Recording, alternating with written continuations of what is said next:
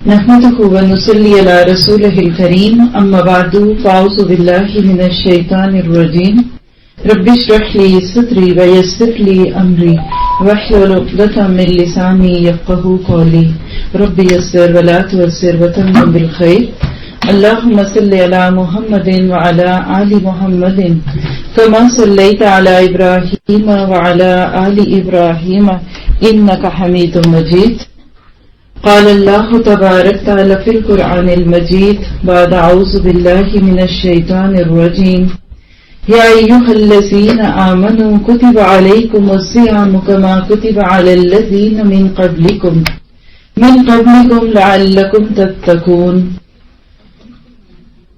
سورۃ بقرہ کی آیت 183 ہے.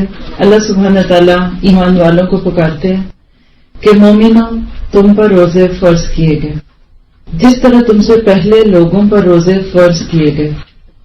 مقصد کیا ہے روزے کا؟ لعلکم تتقون، تاکہ تم متقی بنو، پرہیزگار بنو. عزیز ساتھیو، جب بھی رمضان آتا ہے تو کچھ لوگ تو خوشی کے ساتھ خوش ہو رہے ہوتے ہیں اور کچھ خوشی کی وجہ سے پریشان ہو رہے ہوتے ہیں کہ ہائے رمضان کیوں آ گیا، رمضان رمضان رمضان. تو آئیے آج ہم تتقون کو تھوڑا سا دیکھیں گے کہ رمضان کیوں آتا ہے. اللہ تعالیٰ نے بہت بڑا مقصد یہ دے دیا کہ رمضان کا مہینہ اس لیے آتا ہے کہ ہم متقی بنیں. سوال پیدا ہوتا ہے کہ متقی کون ہوتا ہے اور تقوی کیا ہے؟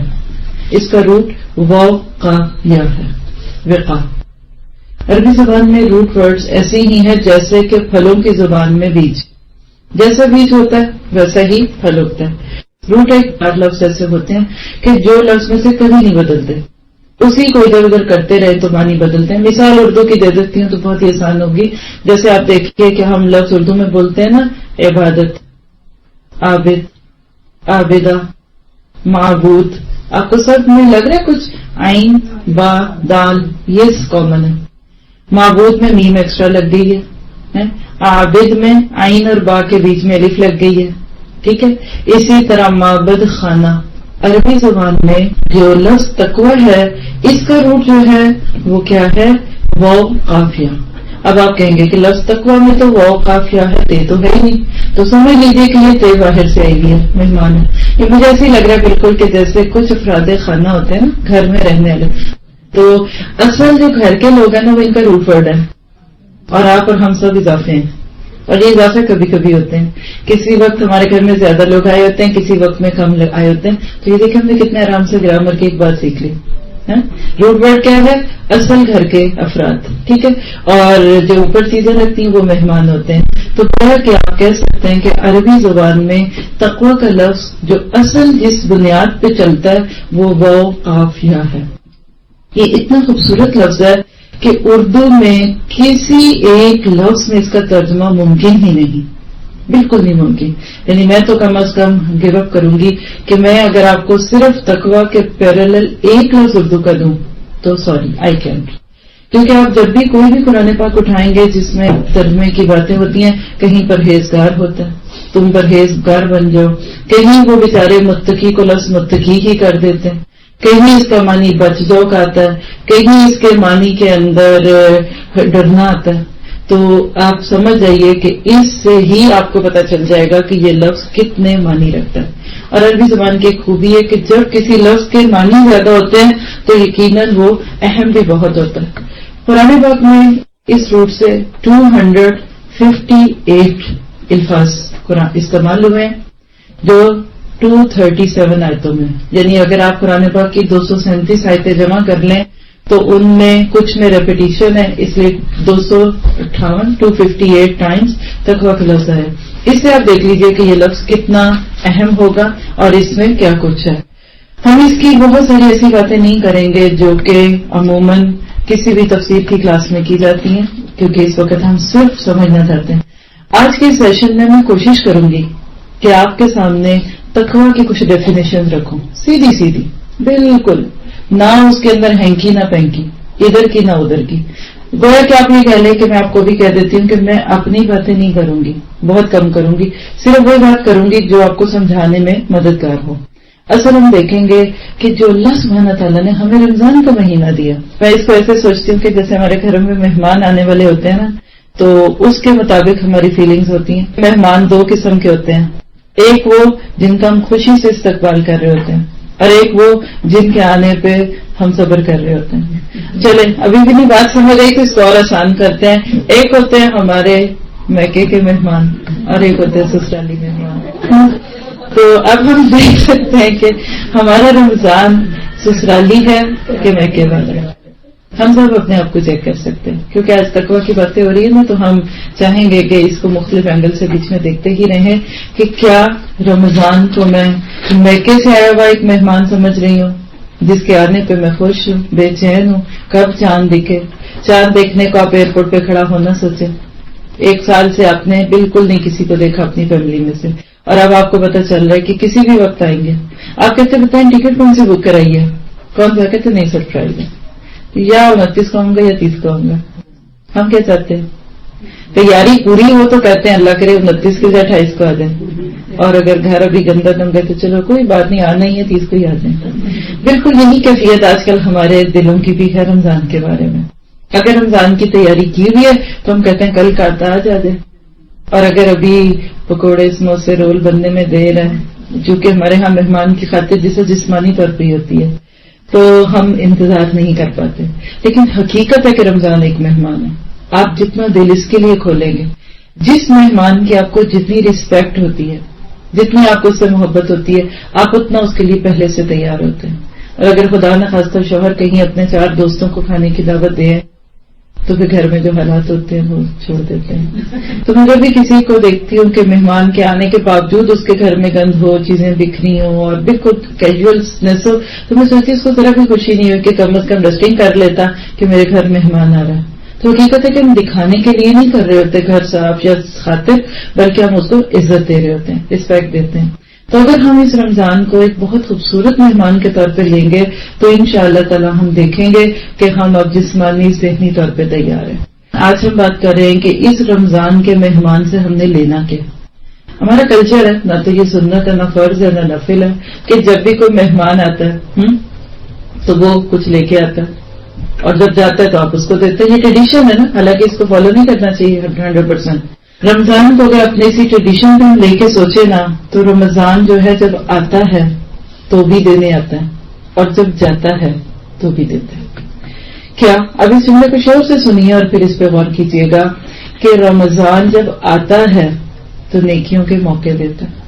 حدیث میں آتا ہے کہ جب رمضان کا چاند دکھتا ہے تو ایک فرشتہ پکار لگاتا ہے، یا باغی الخیر اقبل اقبل اقبل، اے نیکی کو چاہنے والے بھاگ بھاگ، جلدی کر جلدی کر.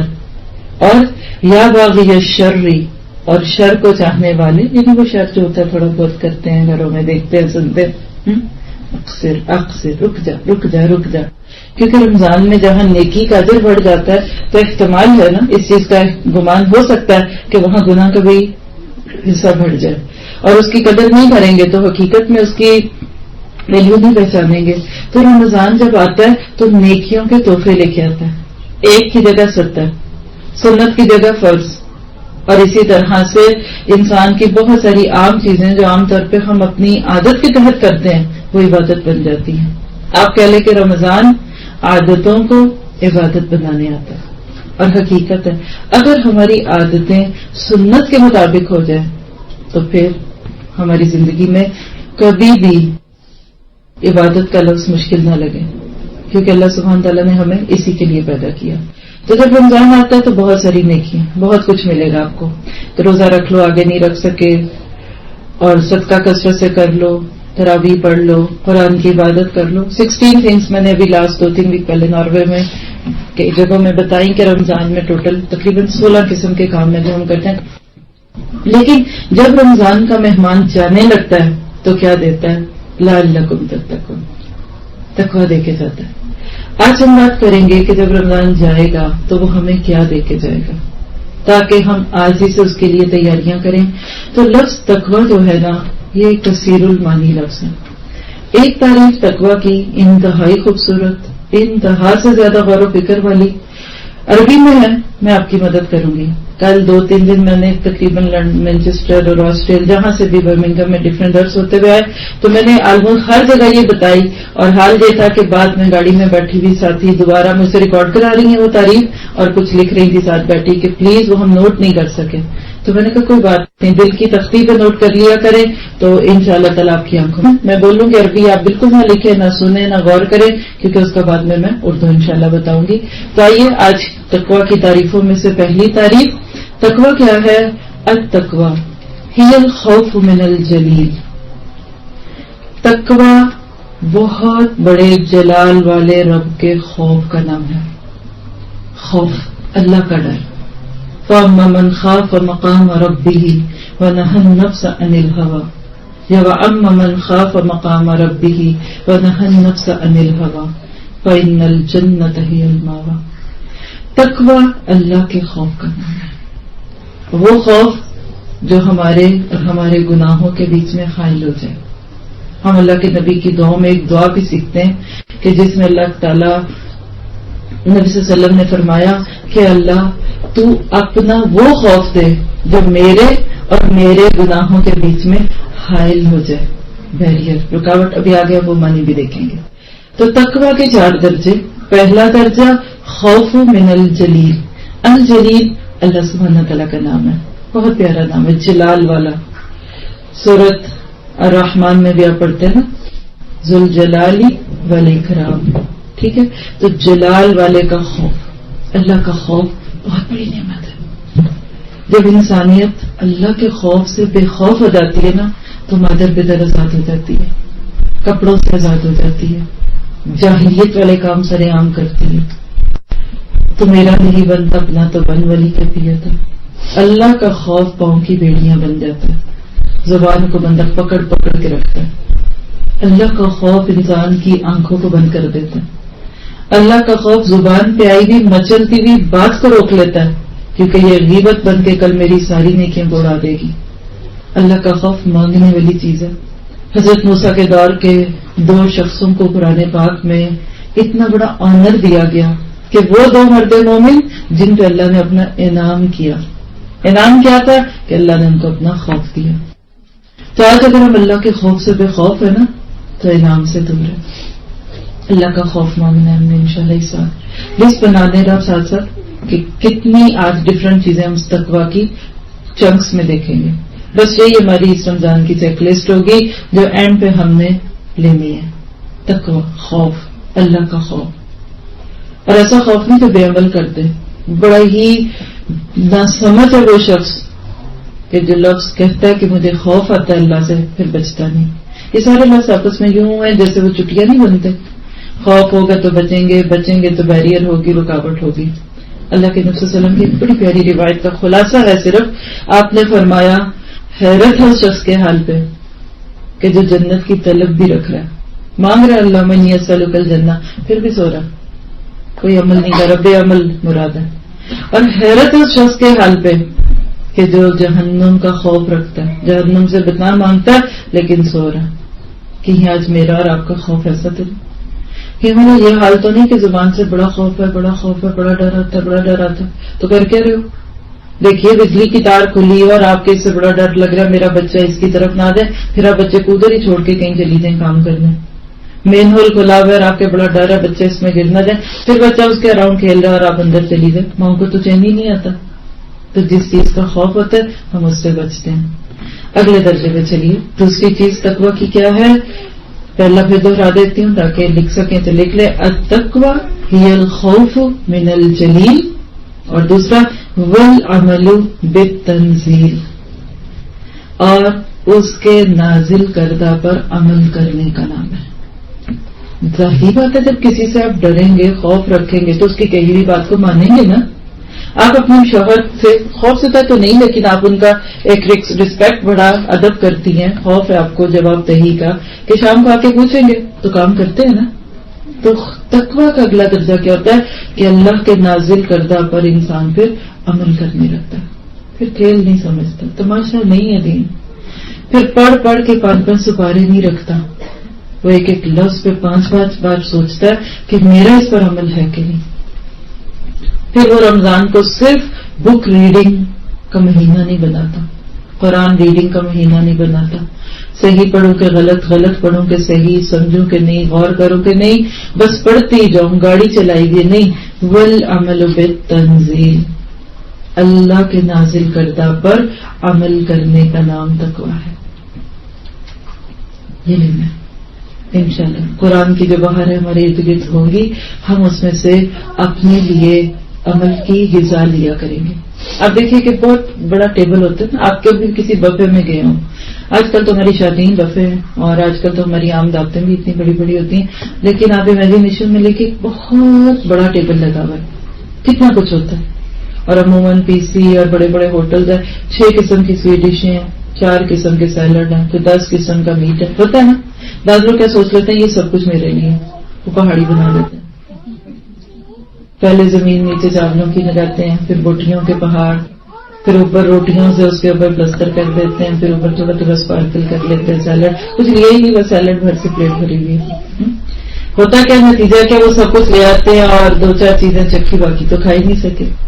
अक्लमंद क्या होता है, वो पूरे टेबल क्लॉथ में से पहले देखता है कि मेरे लिए क्या सही है, मुझे क्या पसंद है, फिर एक चीज चखता है जो अच्छी लगी फिर ले ली। ऐसे ही होता है ना।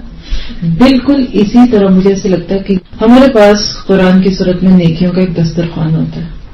बड़ी नेकियां, छोटी नेकियां, ज़ाहिरी नेकियां, बातनी नेकियां, दूसरों को दिखने वाली, ना दिखने वाली, कड़वी नेकियां, मीठी नेकियां, खट्टी नेकियां, जान निकलने वाली नेकियां, खुशी वाली नेकियां। मत सोचिए कि हर नेकी पे इंसान को बहुत मजा आ रहा होता है। बाज नेकियों में जब पांव जलते हैं अल्लाह के रास्तों में, ज़ाहिर मजा नहीं आ रहा होता। ये अलग बात है कि दिल के अंदर खुशी का, इत्मीनान का समा होता है। तो हमने इस कुरान में से अपने लिए चूज करनी है, मेरे लिए कौन सी नेकी सूटेबल है। पहले अपनी वो नेकी लेनी है, वो फूड खाना है जो आपकी बेसिक जरूरत है। आपने देखा है पहले खाने में एपेटाइजर सर्व किए जाते हैं, अभी ये कुछ 5-10 साल से शुरू हुई बात। हमारे बड़े लोग जो थे, जो वाकई अपनी सेहत और खाने पीने में बहुत कुदरती तरीके से, तो वो कहते थे खाने से पहले कुछ नहीं खाना, पेट भर जाएगा। पानी नहीं, कई लोग पीते कि वो फिर पानी चला गया तो खाना कहाँ जाएगा है? अब क्या करते हैं, वो पहले समोसे कोड़ों से पेट भर देते हैं, फिर चिकन सर्व होता है। लेकिन आप देखिए कि हर बंदे की अपनी कैफियत होती है ना। कोई पहले से बहुत भूखा होता है, ठीक है, कुछ खा के आए होते हैं, तो उनको अगर थोड़ा बहुत फ्रूट सर्व कर दें तो थोड़ी जगह बन जाती है ना। तो हम सबने इस कुरान से इंशाअल्लाह ताला पहले चेक करना है कि मैं हूं कितनी भूखी, नेकियों के मामले में मेरा पेट कितना पहले से भरा हुआ है। क्या मुझे सिर्फ अभी एपेटाइजर वाली नेकियां लेनी है, छोटी छोटी लाइट सी हल्की फुल्की, या मुझे फिर वो ताकत लेनी है कि जो मुझे अल्लाह के रास्ते में भगा दे। लेकिन अमल बित तंजील, इस पे अमल करता रहना इंशाअल्लाह ताला। अमल नहीं होगा ना तो बबाल है। हदीस में आता है हर बबाल है इल्ला मा अमिल बिही, सिवाय उस इल्म के जिस पे अमल कर दिया जाए। तो हमने इंशाल्लाह अमल करना है हर मुमकिन हद तक, जिस हद तक कर सकूं, जो भी मैं कर सकी, जिस हद तक कर सकी, चलते फिरते अल्लाह सुब्हाना ताला के हुक्म से अमल करने की कोशिश करनी है। तीसरी चीज वर्रिदा बिल कलील। शुरू से बोलती हूं तो आप इसकी वो मेलोडी को भी तो फील करेंगे ना। पहला दर्जा अत्तक़्वा हियल खौफ मिनल जलील वल अमल बित तंजील और वर्रदा बिल कलील। थोड़े पे राजी रहना है, अल्लाह की रजा पे राजी रहना है, ये है तकवा। तकदीर पे राजी, जो रब ने दिया उस पर खुश। आप सुनिएगा ये पिछले 2-3 दिन के दर्स वेबसाइट पे अगर आएंगे तो मैंने हर एक जगह डिफरेंट चीजों को हाईलाइट किया, ज्यादा डिटेल है, अभी तो मैं सबको कंसाइज करना चाह रही हूँ। अल्लाह ने मुझे जो भी दिया मैं उस पर खुश रहूंगी, ये तकवा का अल्टीमेट रिजल्ट है। खुश रहना, थोड़ा दिया तो खुश, ज्यादा दिया तो खुश। आंखें नहीं है और कोई यार दिला रहा है कि अल्लाह से आंखें मांग लो, तुम तो इतने नेक हो। नाबीना थे बुजुर्ग एक, तो उनको किसी ने कह दिया कि तुम इतने नेक हो, इतनी इबादत करते हो, अल्लाह से आंखें मांग लो। मांगते भी होंगे, लेकिन मोमिन के दिल की कैफियत क्या होती है? कहने लगे क़दरुल्लाहु अहब्ब इलैहि मिन बसरी, अल्लाह की दी हुई तकदीर या अल्लाह का मेरे मामले में जो फैसला है मुझे अपनी आंखों से ज्यादा प्यारा है। ये है वर्रदा बिल कलील। अल्लाह से कहा करे अल्लाह जो तुमने दिया उस पर तेरा लाख शुक्र है, और अल्लाह जो तुमने नहीं दिया उस पर करोड़ शुक्र है। موقع ملا تو آپ کو شکر کے وہ درجے لکھا دوں گی اس سال سورۃ فاتحہ کی دار قرآن میں کہ جو بندے کے پاؤں پکڑ لیتے ہیں. واللہ کہ کبھی تو بندے کو کچھ ملتا ہے تو شکر ہوتا ہے نا, اور آخری درجہ یہ ہوتا ہے کہ کچھ چھنتا ہے تو شکر ہوتا ہے کہ اللہ تم نے آج دنیا میں مجھے آزما لیا, کل میرے اوپر کوئی مشکل بھی خوش. اوقات کیا جو دیا وہ بھی, جو نہیں دیا وہ تو جانا ہی ہے.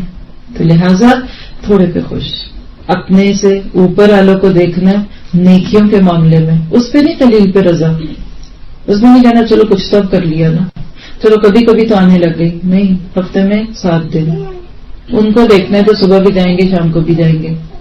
اپنے آپ کو اس پہ سیٹ کرنا ہے کہ جو بیسٹ طریقے سے کر سکے. اور دوسری چیز کیا ہے اس کے بعد, دنیا کے معاملے میں اپنے سے نیچے والوں کو دیکھنا انشاءاللہ تعالی.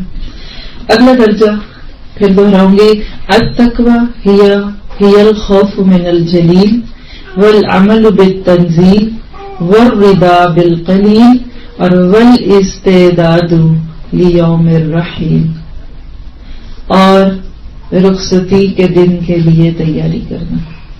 اردو میں لفظ سنا ہے فلاں رخلت فرما گے, یہ وہی لفظ ہے, رحل راحال عام اس کا روٹ ہوتا ہے, یعنی جس دن اس دنیا سے واپسی کا موقع آ رہا ہے اس کے لیے آج ہی تیاری کرنی ہے.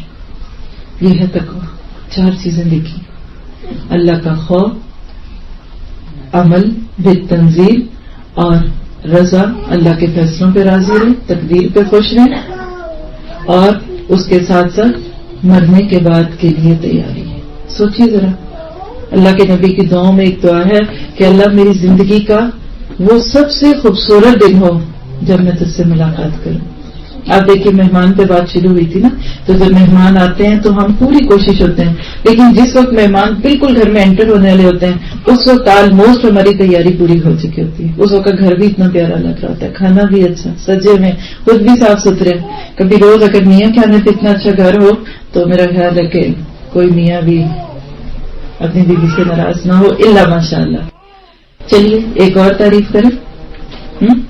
مشکل تو نہیں بات ہے, اگر تو آپ کے سیدھا سیدھا بولتی جاؤں تو بولتے جاتے, لیکن امید ہے کہ اس طرح سننے سے آپ کا شرح صدر زیادہ ہوگا, ہم زیادہ سے زیادہ چیزیں جمع کر سکیں گے.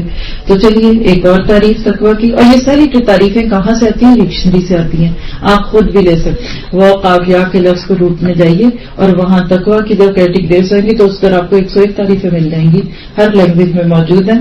میں نام اس لیے میں آپ کو لکھا رہی کہ وہ بڑے مشکل ہوتے ہیں اور اس سے بات بوجھل ہوتی ہے. ایک اور تعریف لکھتے ہیں تقویٰ کی, اور وہ کیا ہے؟ اتقاہ بالتراسی ای حولہ حاجزا بینہ و بینہ.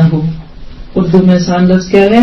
اتقاء یعنی تقویٰ اصل میں 2 چیزوں کے درمیان پردہ کرنے کو کہتے ہیں تاکہ واپس میں مل نہ سکے. تو یہاں آپ کو ایک اور اینگل ملا تقویٰ کا, ڈھال, بچاؤ, فاصلہ, پردہ, کچھ بھی لکھ لیں. کہتے ہیں فلاں نے ڈھال کے ساتھ اپنے آپ کو حملہ آور سے بچایا. تو تقویٰ کیا ہے؟ شیطان کے وار سے بچنے کا نام. میں نے نفس کی ٹیمپٹیشن سے بچنا ہے, میں نے شیطان کی باتوں کو اپنے اندر نہیں آنے دینا, یعنی رکاوٹ, ڈھال. اس طرح سے بچنا بے حق کی ہی, واتقاہ بے حق کی ہی.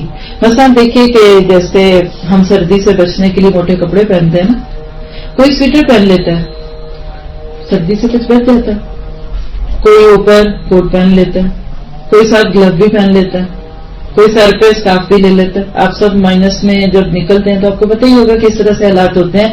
بس تقویٰ ایک ڈھال ہے.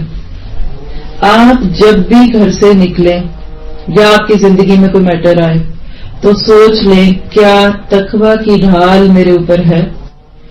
ذرا سا بچہ سردی میں ایکسپوزڈ نکل جائے نا بغیر ٹوپی کے تو ماں کو فکر لگ جاتی ہے, اب آئے گا نا تو اس کو نزلہ ہوا ہوگا. کیا ہم میں سے کوئی ماں, بہن, بیٹی, بیوی تصور کرتی ہے کہ یخ سردی میں اپنے مردوں کو بغیر موٹے کپڑوں کے نکال دیں؟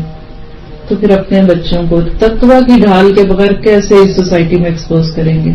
وہ نہیں بچیں گے. ان پہ رنگ چڑھے گا, ان پہ پانی پڑے گا, وہ اس ماحول کے اثر میں آئیں گے. تقویٰ ایک اتنی موٹی جیکٹ ہے جتنے کان آنکھیں ہاتھ ان کے اوپر اس کو چھپاتے جائیں گے آپ دیکھیں گے اتنا ہی زیادہ انشاءاللہ کرنا چاہتے ہیں نا ہم تقوی کی ڈھال کے پیچھے چھپ جائیں گے تاکہ شیطان کا معاشرے کا اور ہمارے خاندان کے لوگوں کا ہم پر اثر نہ ہو سکے.